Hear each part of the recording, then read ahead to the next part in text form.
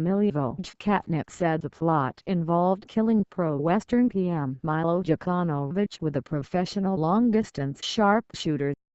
The plotters are accused of planning to break into parliament and bring the pro-Russian government to power. There is no evidence the Russian state was involved.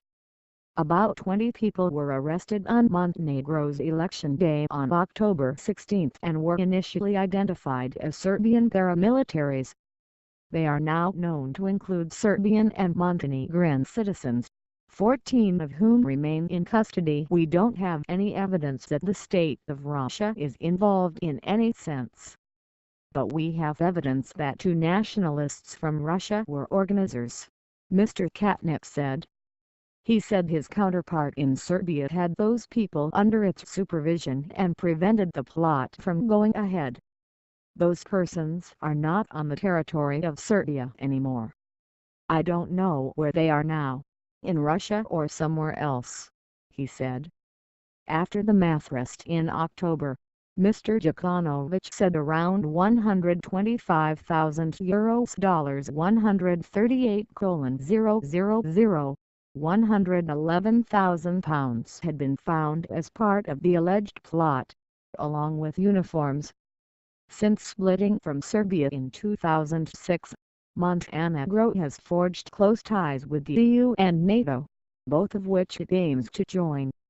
Mr. Djukanovic's election bid had presented the vote as a choice between the West or becoming a Russian colony.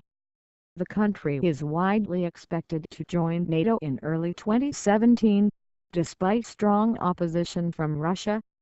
Mr. Katnep said the alleged coup plot was designed to prevent that from happening, along with disrupting closer ties with Europe.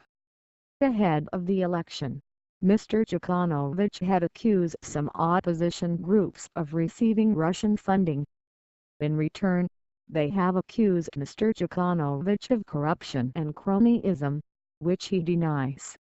Mr. Djukanovic's Democratic Party of Socialists won the October election, but did not achieve the overall majority he had hoped would give him a mandate for closer ties to the West. Many Montenegrins are unhappy that Mr. Djukanovic is taking the country into NATO.